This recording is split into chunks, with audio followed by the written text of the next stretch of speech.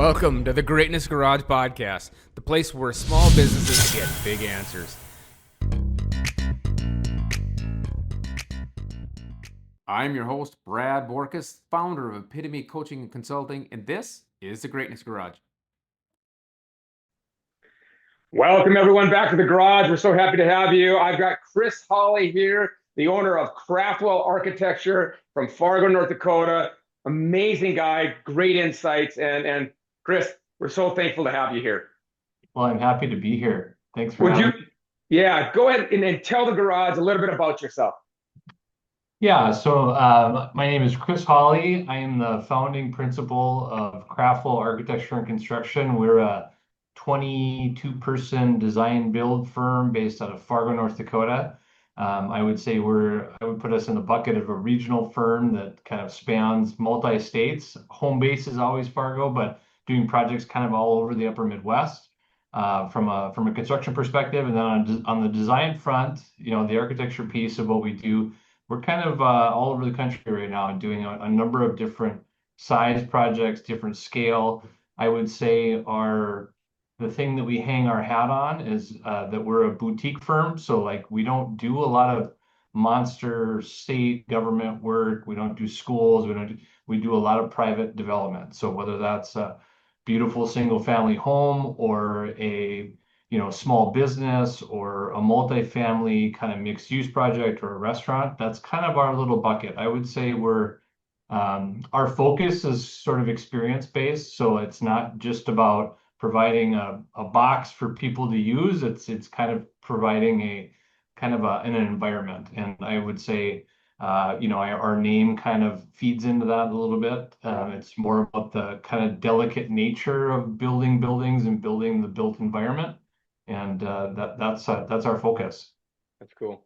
And I'll tell everybody too, if you go out to Craftwell and check out like every so often, he'll show some like drawings and stuff like that. And the way that the drawings go to the real, it's very cool to watch and see that. And not only that, I got to be honest, I drool quite a bit because some of those drawings in them homes are gorgeous. And I love how too, like you said it well, the way that you guys work with some of the interiors, especially like older buildings that have some history. You do the research. You find out what is the story of this building, what are the bricks saying and stuff like that or whatever. And it really some really cool stuff. So everybody go out there and check that out. And just it's at craftwell.com or Craftwell. Yep, craftwell.com. WeCraftwell.com. Yep. I love it. I love it. So all right, so we're gonna jump into this. The first question is, I wish I would have, right? I wish I would have done, I wish I would have not have done.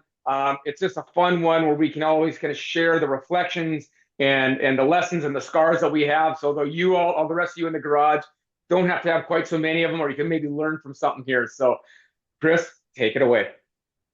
Yeah, thanks. The wish I would have thing is really interesting. Like I'm really happy that we're in the spot that we're in. At the end of the day, I will say that I wish I would have talked to more people, right? Like I think I wish I was just talking with my wife here this weekend about, I wish I would have had the opportunity to ask more questions of my grandparents, which is kind of an interesting place to start.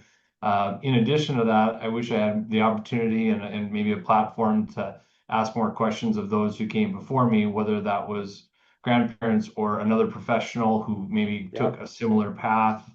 I started my firm really early. I think I was 32 years old when I ventured out on my own. That's pretty early for an architect. Honestly, I think most of the time they kind of wait until they're in their late 30s or maybe even early 40s where they maybe have a little bit few more notches under their belt.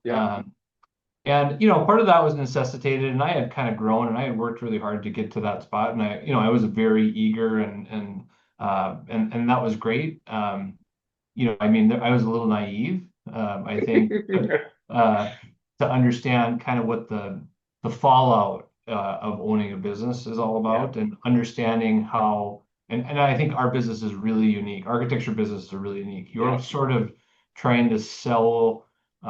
You're trying to sell creativity, you're trying to sell knowledge, you're trying to sell, kind of aspirational things that, some people like care about that stuff, and then there are other people that don't. And we try to do work for the ones who care about that stuff. Yeah.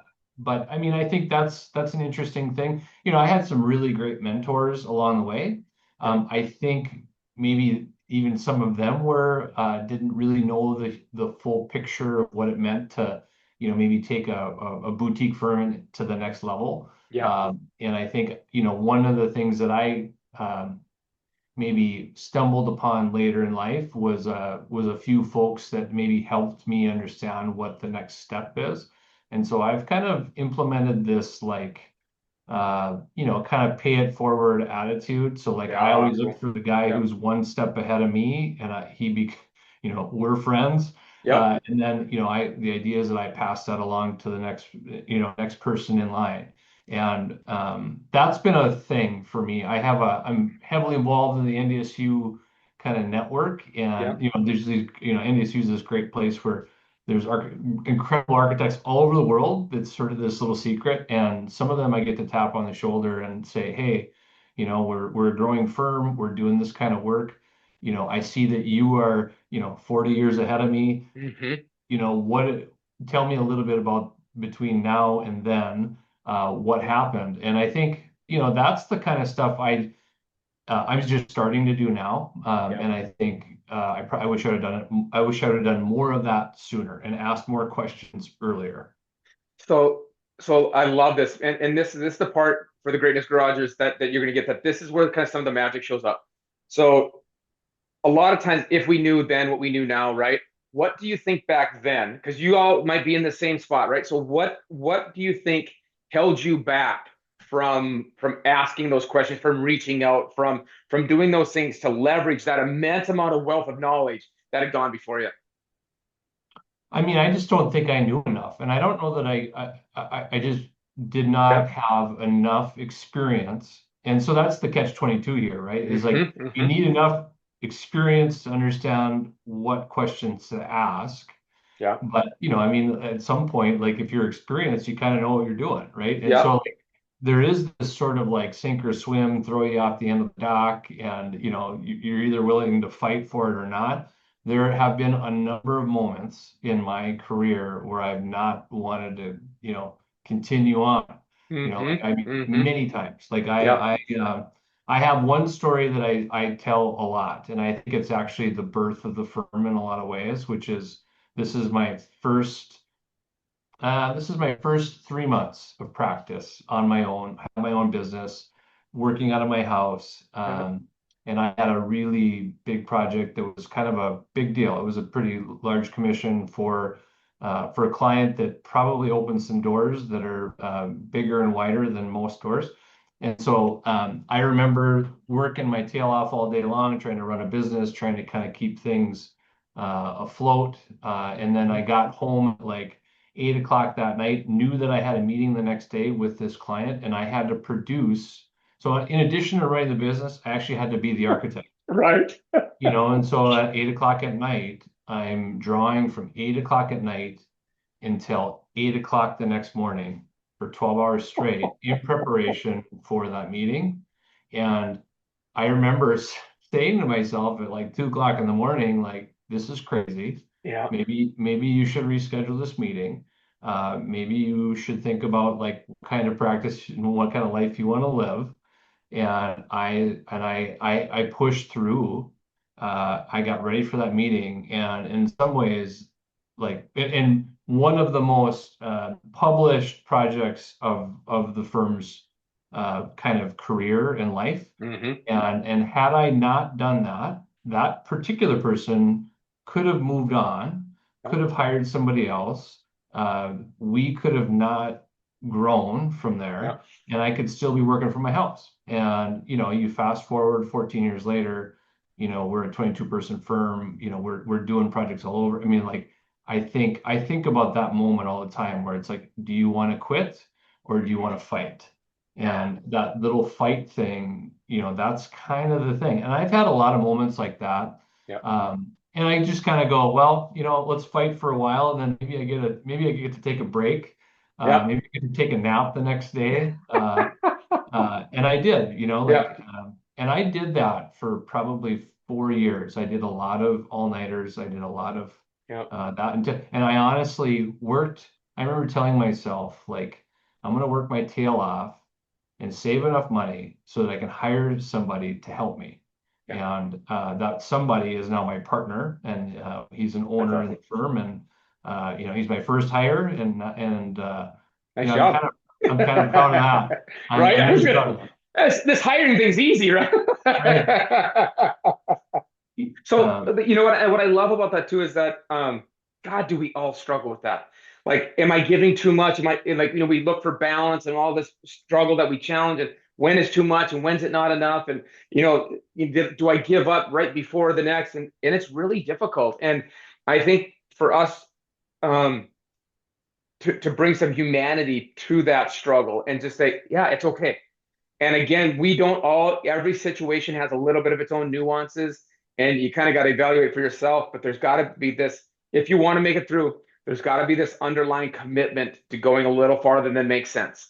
mhm. And it's tough. And once you can kind of be comfortable with that and be okay with that, then other things start to kind of fall into place a little, don't they? Yeah. Yeah, for sure. For sure. I also remember at that moment too, I've got two kids, they're two little girls, and they depend on you. And Yep.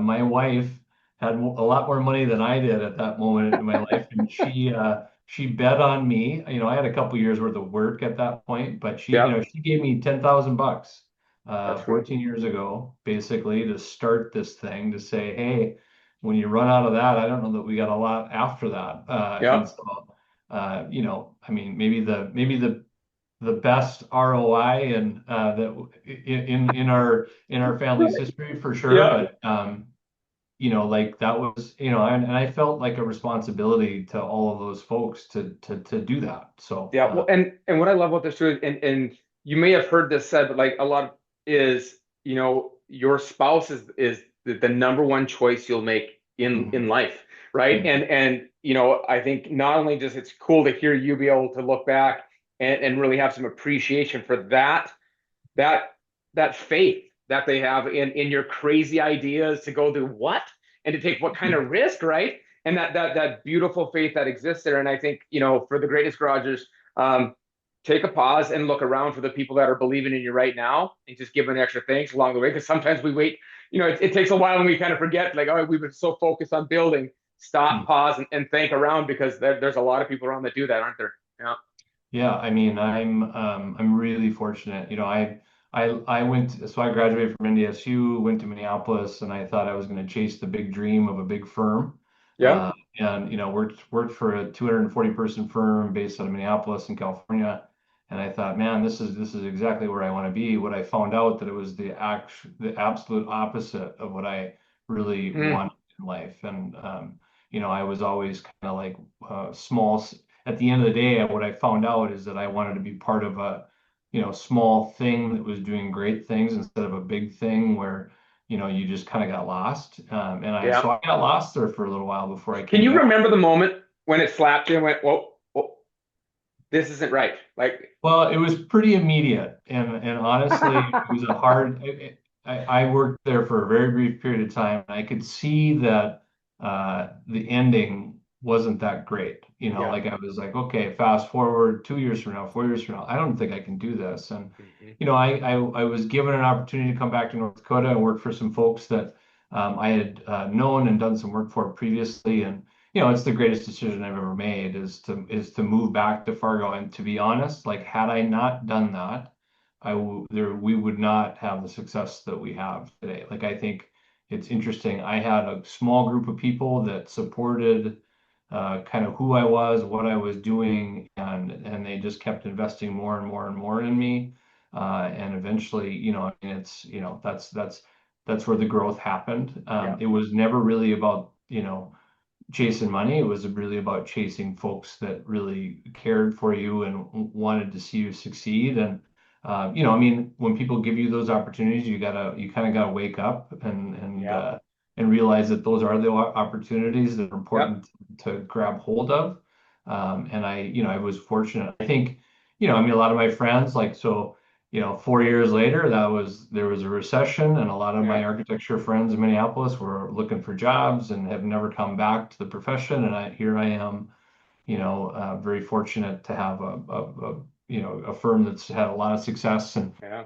I don't think I would have had that in Minneapolis. I maybe Yeah. would have climbed the ladder a little bit, but Yeah. it was interesting. I just was kind of like, this doesn't feel like a reflection of who I am and what I'm about. So that was interesting. Like, and it was sad for me. Like, Yeah. I kind of felt like a failure because Yep. I was like, well, I want to be a big shot in a big shot office. And Yeah. at the end of Yeah. the day, I realized wasn't worth the juice wasn't worth the squeeze. Well, So yeah, and you know what too? Also, there's this growth that exists in all of us when certain things, monetary gains, notoriety, that really, let's say, kind of feeds the ego, right? And I mean it, in that is not it's such a bad thing, but it's something we think we should be. And mhm. then we kind of get that chance to pause and listen, whether it be to others, whether it be people that came in front of us, to be able to sit there and say, okay, is it that fills the soul? That really makes me say, Mhm. this is what I love doing For each and sure. every day, right? And it takes time, and I think that's a part too where that's when you see, those of us have been through it enough. It says it's not about the money, and that's where you start getting like these are these nuggets, these relationships you build. You mentioned that all of a sudden, as all of the money now that can flow away, that's what you'll remember at the end, right? That's the part that you want to be out. I mean, I think what's interesting for me is that um, because I'm a North Dakota kid, those who are from here wanted to make sure that I was successful, right? Like Mm, there were other North yep. Dakota. I mean, it was a really interesting thing. There are days where I kind of go, man, this place, I'd like to live somewhere else. I'd like to do something else. I'm complaining about all the things, but then Yeah. I stop and think about like, wow, you know what? You don't have a lot to complain about because there's you have this support system of folks Yeah. that I've got a lot of clients who don't think twice about who they're going to call when they're doing a project, right? Like Yep. there's no interview. There's just like, hey, this guy has done a ton of work for me in the past. They do a really nice job, and it's time to do the next thing with them. So, Yep. um, and that takes a long time. Yeah, So. yeah, yeah, and you're right. That's a beauty of the North Dakota culture, and that's kind of taking care of each other's. Yeah, so I Yeah. agree 100%.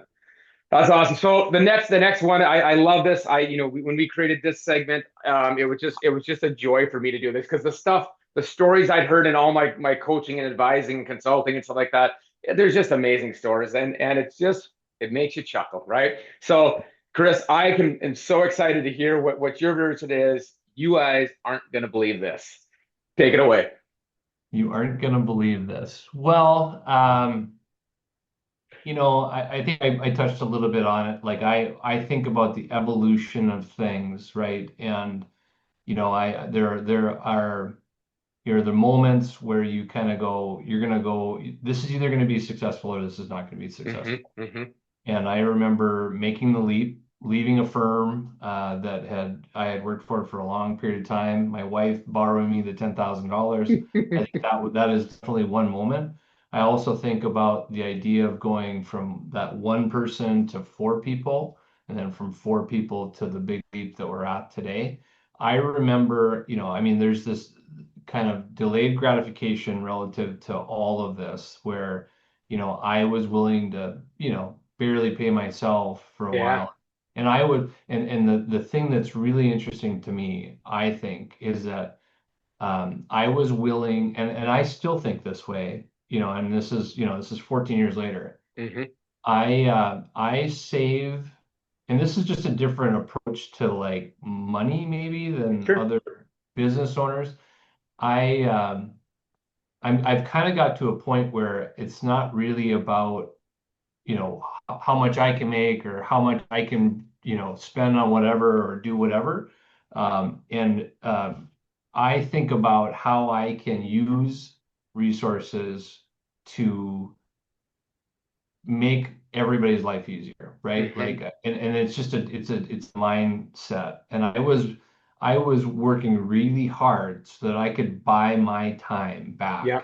And Yeah. I still think about how even today, as you build a company, if you can start thinking about how you can buy your time back and give opportunity to the people that want to do the thing that you're doing, Yeah. it actually opens up doors. And then all of a sudden you are available to do other things. And it just, the more you do that and the more you think about that and the easier life gets for everybody, the business part of this kind of solves itself at the end of the Mhm. day. Yep. And that, I mean, I kind of thought about that a lot early on, but what's funny is whenever I get to a weird juncture in this, I don't really think about, how do I'm thinking about how I can distribute resources and funds in a way for kind of quality of life stuff more than Yep. anything. Because I think, and everyone talks about office culture, they talk about whatever, and I think, I mean, if you've got somebody doing something they shouldn't be doing, well, maybe you need to figure something out, Yeah. something different for them. Or maybe they're, you're making their life painful, well, maybe there's a different way to look at this. Yep.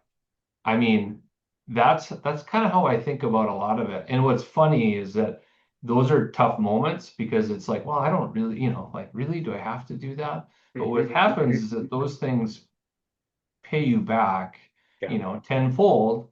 And that's not right away. That's usually, 2 years later or whatever. Yep. And those are the kinds of things that I think about a lot, or those like key moments where I'm like, hey, I remember, my Yep. first year of business having, I don't remember what it was. I mean, maybe it was like $150,000 in the bank or something. Yep. Yep. And I just said, well, I've got a lot of projects coming in, and I'm going to pay everybody, these two people that I'm going to hire, I'm going to pay more than I ever made anywhere in my life. Yep. And I made that leap. And I mean, at the end of the day, greatest decision I've ever Yep. made. Yep. One of the, kind of the top 10 list, that's in Yep. the top 10 list of like, that was the key that unlocked the big firm or the medium-sized firm sort of mentality. Yep. And Yep. those are like stressful moments, but Mhm. they're hard ones and they're kind of gut-wrenching. But like, man, if you can kind of have a little bit of vision and a little bit of fight after that, I think you'll be Yeah. fine. And you know what I love to hear is, is everyone's listening to him talk, listen to how it's anchored in principle. It's anchored in an idea that says the more I give and invest into the people that I have around me, the more that I can quote buy back my freedom, buy back the ability to choose. And kind of with the alignment method thing that I teach, what you are really doing is he's creating a couple by doing those things, he's creating a couple key things. One, you're creating delegation. So by investing in them, you're asking them to take on some of that responsibility. You're opening that opportunity. Well, at the same time that they take on that opportunity, they become more empowered, right? And so you're creating this really strong culture because you are singularly focused and understand the value of is the more that I give away, right? And we're investing like but I give away, the more it comes back fold on me. For And sure. you're not doing it from a gamble. You're not putting, $1 million on black, right? You are going it through a concerted, daily investable principle. And you're investing not just in their bank accounts, but you're investing in their minds and hearts. Mhm. And that's pretty cool. Yeah, there's a quality of life thing here too. Like, I mean, our company has a lot of flex time. There's a lot of bonusing opportunities. Yeah. There's all these things, and all of that is sort of a reflection of how, when I have worked for people, the things that drove me the most crazy are the things that I'm trying to fix in our Yeah. own firm. And Yeah. I go, man, if you're trying to live a life and there's no flexibility within it, that's a little painful. Yeah. And I try to respect people's lives and time. It's interesting. The other thing that I've learned a lot in the last 20 plus years is that not everybody wants to do your job, which I always thought, Right. like, Yep. really? Like, you don't want my job. And then, when I think about it, like, well, no, I get it. Like maybe, it's, in some ways, there are days where it's kind of And I miserable. volunteered to do this. Wait a second. Right, exactly. Some people just like want to be a part of something like a collective Yeah, that and do their thing really, really well, but they don't want to have that, maybe don't want to have the head seat at the yeah, table. And that was always interesting to me because I always kind of thought everybody did, and yeah. because I know I Because kind I of felt did. like Yeah, that. But you have to, my partner Mike and I, we talk a lot about, this is a sports thing, but I always think about a business like the 1990s Bulls teams, ooh, the Chicago nice. Bulls teams. And Yeah, it's interesting, like maybe in the beginning, you've got, you can't have five Michael Jordans on the court. no, And you got to have a Scotty, and you got to have a Dennis Rodman, and you got to have gotta have all a this Dennis stuff. Rodman. And we've got some of those. Like Yeah, when I think about the recipe for success, right? I think about how you have a variety of skill sets that all fill in the gaps for everybody else on that yeah, team. And there are the key players that are like, man, if they're gone, that's hard. But you've got all these other folks that are just like, man, they're like the glue to yeah, the other two, yeah, and they do the things that the other two maybe can't do on a day-to-day basis or shouldn't be doing on a day-to-day basis. And yeah, so I think about that a lot. And it's been interesting that I look around the room and I look around our office and I'm like, man, we start to shape a team. And yeah. you kind of have some off years, you lose a couple people, or Sure. people move Yeah, on or whatever, and then you kind of say, well, okay, we're in a rebuilding mode.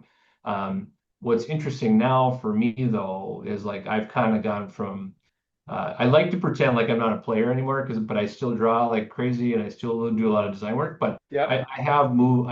I'm definitely shifting into more of the Phil Jackson role where yeah, I'm kind of the coach, and that has not been my I was slow to get there. yeah. But I think what's interesting, and I think, my partner is, he's definitely shares that role with me. He probably does certain things better than I do, and Hmm. I do other things better than he does. And, I Good mean, but partnership. Yeah, we complement each other really, really well. And that's interesting for me. Like, and then what I realize is that every business kind of needs to have somebody. I've often looked around the room and said, well, who's going to do that? Right? Like, hmm, hmm. and it's usually some leadership thing. I'm like, God dang it, I wish I didn't have to do that. And I'm like looking around. Hopefully I can find somebody to volunteer and They're all nobody. looking back at you. Yeah, and then I'm like, I guess it's me, or and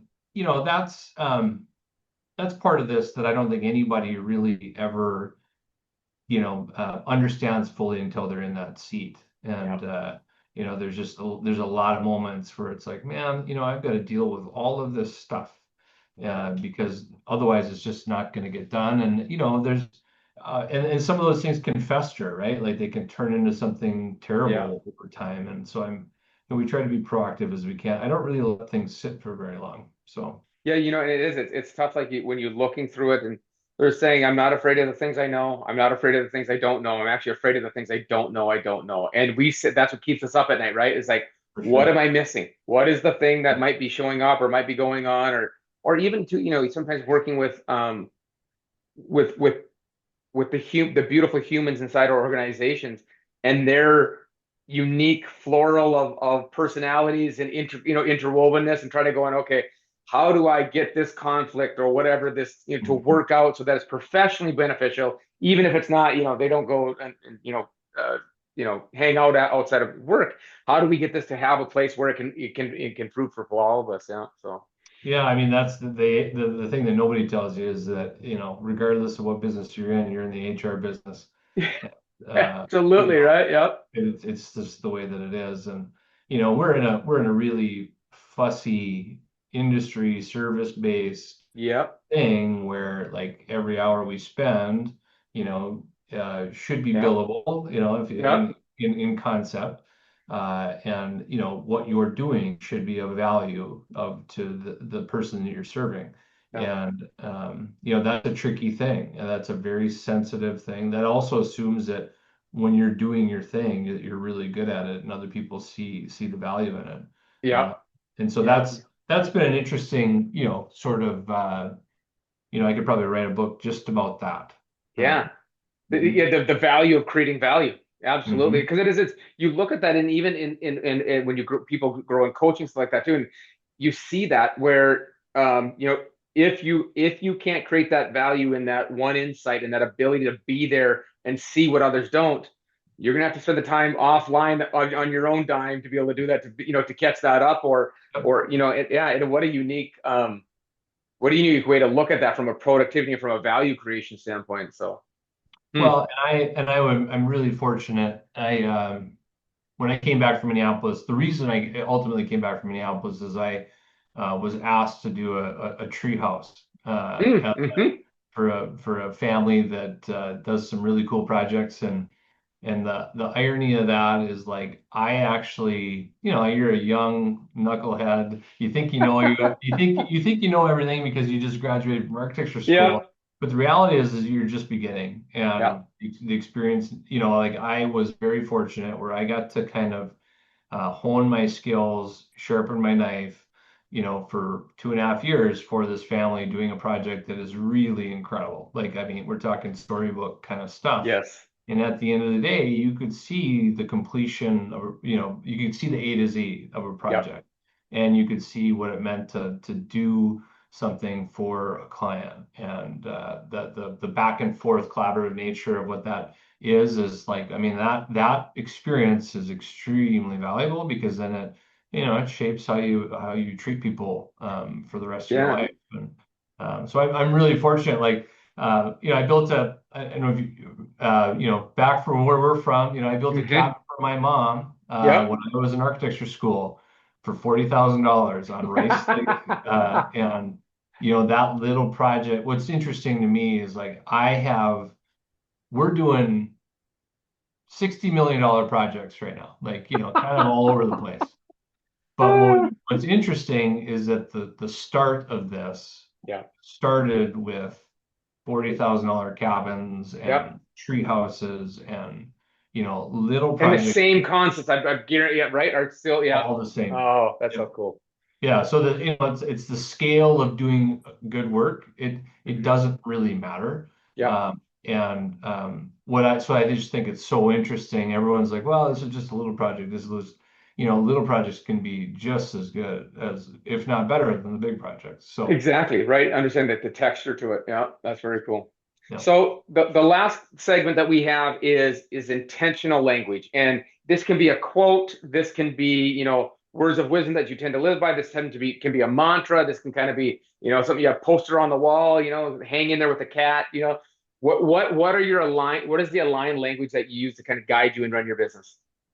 Well, so 5, 6 years ago, our business has changed names a number of times in the last 14 years. It was, Chris Hawley Architects, it was CHA, and then it turned into Craftwell. And that was really interesting. There was a moment when it became not about an individual person. It became about being a group, right? Like, it's a Mm, group of people that are all working towards something collaboratively. And we changed our name to Craftwell. And Craftwell, for us, we spent a lot of time thinking about this and how, maybe embedded in some of that language was a little bit about who we are and what we do. And the idea of, like, being careful about doing something is, this craft piece, putting things together in kind of a really delicate way. That's what we're all about. The well piece, to that language is, kind of the depth of knowledge that comes with doing that kind of yeah. work, and then also doing it at a high level. And so, that part of, like, why did we rebrand? Well, because I sort of felt like we were lying to people about who we are and what we were doing until we started, putting on the things, or actually, having an outward expression of Yep. what we're all about. And so, branding piece of that was really important to Mike and I in terms of what this is all about. I mean, I think there are a lot of architects in the world. There are a lot of people that do what I do, right? And do what Yep. our firm does. the idea is that you're differentiating yourself from the others in some way, shape, or form. And I think, we're kind of craftsmen, artists, definitely have maybe a little bit slightly different, approach to things. Like I think our stuff is maybe a little more delicate, a little more has a little bit more of a soul to it. We're not Hmm. just Hmm. solving we're not just solving functional requirements. We're actually, there's a little bit of poetics to what we do. Yep, So, I can see that. you Breathing know, some life into it almost. Yeah. Yeah. yep, yep. And I think there's some special things where you're like, wow, that's very articulate, that's very sensitive, that's very thoughtful. Hmm. That kind of approach to what we do and how we do it is really important. I mean, one of the things that we talk about is kind of elevating the ordinary, right? Like we're always, even Yeah. if I have a project that hits my desk that is kind of ordinary, and the client maybe Yep. isn't looking for much and like to solve for something, we Yep. try to give it, we try to bring it a few ticks up, even if it's Yep. something we're not gonna, maybe advertise a ton or, maybe not gonna win an award or Yep. whatever. Yep. And, one of the things I say all the time is like when I'm like, we're getting ready to issue a project and it's like, it better reach a certain level. Otherwise, I'm just like, it shouldn't leave our office, to be Yep. honest. The work shouldn't. And so one of the, one of the things that you'll hear me say in the office a lot, and my friends quote me in saying this is okay sucks. Because okay is just like Yep. it's kind of depressing, to be Yep. honest. And There's a little bit of apathy that shows up in okay, doesn't it? Yep. yeah, you're just kind of like, well, I guess I'm going to settle on this thing. And, to be honest, sometimes when you settle on something, you don't get a call back the next time, Yeah. right? Like Yeah. you don't get the opportunity to do the next thing that maybe somebody was planning to do, which would be aspirational, right? Like I've had some interesting things where I'm given a lot of little projects that build up to something that's incredible. Yeah. And, like the careful nature of what we're doing is, and it's really delicate, it's really sensitive. And, so I try to instill that in, Hmm. in kind of everybody within our office.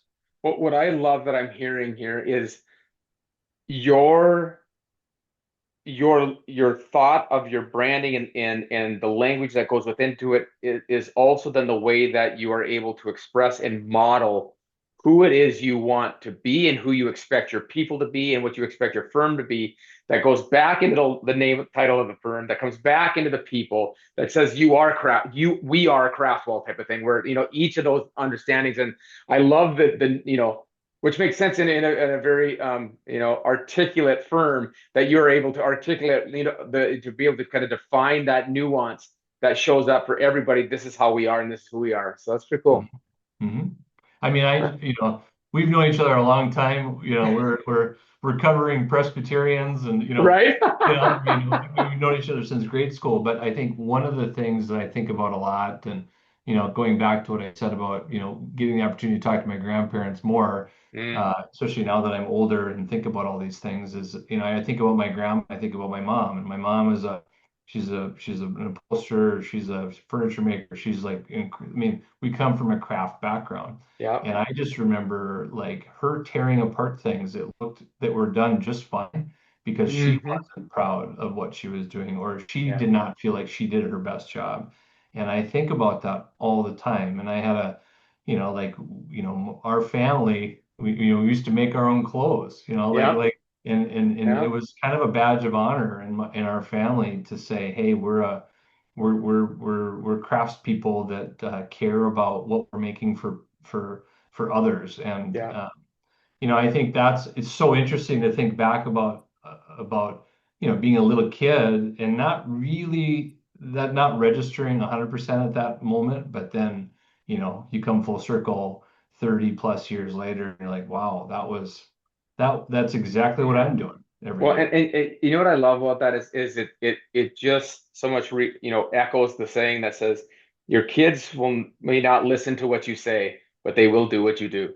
And so, well, you had such a beautiful model in your mom to say this is what it means to honor fabric, to honor the people that you're giving. My aunts are both quilters, And it's not about some blanket or it's about the love that goes into Yeah. each square and how I thought of this square for you. And Mhm. I could hear that, I could see that. And, really too, um, in the challenge of building a business, as you put that together and intentionally kind of put to each one, sit with each piece or, it's quilt that, what it, to really deliver something that's pretty special. And that's pretty cool.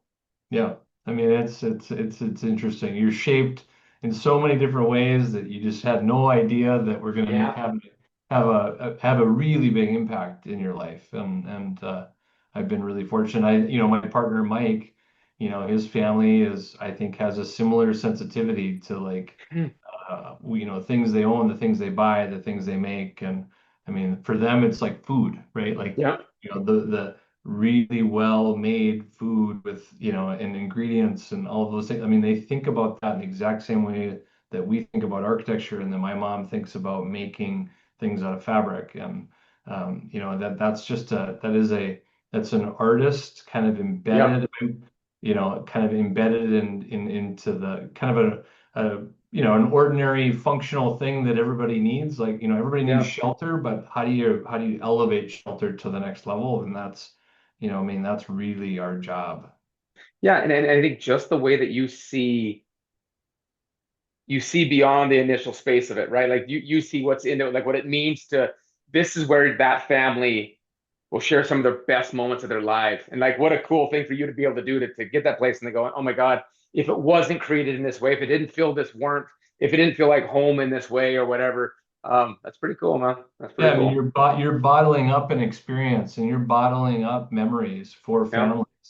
And I mean, that they're going to, what we do becomes a backdrop for their life for years to come. I mean, that's the idea. And that's a big responsibility, and sometimes it's stressful. Like, you're like, man, you got to get this right, because if they've got to stare at this for the next 60 Right. years. Yep. I Yep. mean, there's a lot of legacy projects that we've been a part of that I'm like, wow, you got to get it right. And if it doesn't feel right, you better take two steps back Yep. and make a correction so that we move forward in the right way. If it's okay, it sucks, huh? I like that one. That's really Yeah, good. yeah. Well, hey, Chris, thank you so much for the insight and the texture you brought to the Greatness Garage today. I think everybody, you've got a real gem here, and really listen to the way that this reflects back on your own business and the way that he creates some intentionality to not just what he's creating for the client, but what he's creating inside his business. And that time that he takes is tough to balance it, but really understand that that's the way you build an amazing organization like Craftwell. So thank you guys. Greatest Garagers. We will see you again real soon on the next episode. And thank you, Chris. We appreciate you so much. Thank you. Appreciate it. Remember, action is what makes this information all worth it. If you need help figuring out what that action is, go to callwithbrad.com and we'll get some clarity and help you figure out what that should be.